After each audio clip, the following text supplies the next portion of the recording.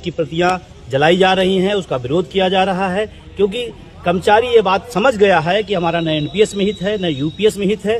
वो जानता है कि हमारी सामाजिक सुरक्षा पुरानी पेंशन है। इसीलिए अटेवा एनएमओपीएस उनके सहयोगी संगठनों के आह्वान पर आज पूरा कन्याकुमारी से कश्मीर तक, अटक से कटक तक पूरा देश एक साथ खड़ा हुआ है। और इसका ये प्रमाण दिख रहा है कि हम इसको स्वीकार किसी भी रूप में नहीं करेंगे। और भारत सरकार से और प्रधानमंत्री जी से निवेदन करेंगे कि ये जो आप जबरदस्ती बालात लाद रहे हैं, इसको वापस लीजिए और पुरानी पेंशन बहाल करिए, अन्यथा संघर्ष और तेज होगा। आने वाले समय में संगठन और बड़े आंदोलन की घोषणा करेगा। और आज इस बात को सरकार को समझना चाहिए कि जिनको आप दे रहे हैं, अगर वो नापसंद कर रहा है, और जहां तक यूपीएस की बात मैं करूं तो यूपीएस, अगर एनपीएस घोटाला है तो यूपीएस महा घोटाला है। अगर यूपीएस में हमारे साथ छल हुआ है तो इसमें महा छल हुआ है।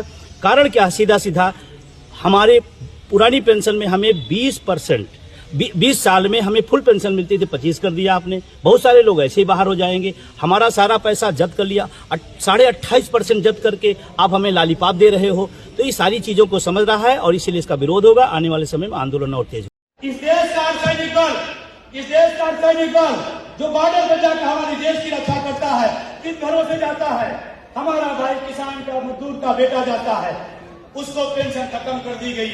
इस देश का माननीय 4 पेंशन लेंगे और हमारा भाई अर्धसैनिक बल देश की रक्षा करेगा, एक भी पेंशन नहीं पाएगा। ये कौन सा राष्ट्रवाद है प्रधानमंत्री जी, मैं पूछना चाहता हूं आपसे। देश का अर्धसैनिक बल पेंशन नहीं पाएगा, सामाजिक सुरक्षा नहीं पाएगा, और सांसद मंत्री एसी में बैठ करके पेंशन पाएगा। ये राष्ट्रवाद नहीं है, एक छद्म राष्ट्रवाद है। मेरे पास रोज फोन आते हैं, असम के बॉर्डर से बोल रहा हूँ, कश्मीर के बॉर्डर से बोल रहा हूँ, विजय बंधु बोल रहे हैं, बोला सब सलूट करता हूँ, धन्यवाद देता हूँ। आप मेरी बात कह रहे हैं, क्योंकि मैं गोली को चला सकता हूँ लेकिन मुंह नहीं चला सकता। मैं गोली को चला सकता हूँ, नहीं बोल नहीं सकता।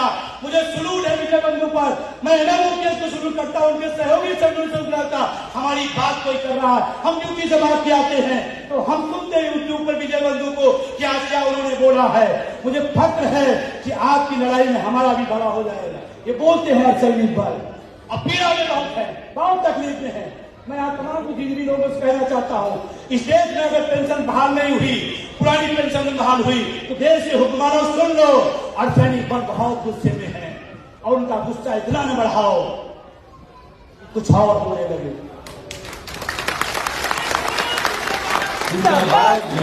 कहते हैं, फोन पे कहते हैं, सर अब हमारी गोली पाकिस्तान तक जाए न जाए, लेकिन अब हमारे को जानकारी जब से हुई, हम मानता है नेताओं की तरफ, हमने कहा नहीं, गांधी का देश है, ये पटेल का देश है, आप देश की रक्षा करो, हम लोग मिलकर के आपके बुढ़ापे की रक्षा हमारी जिम्मेदारी है।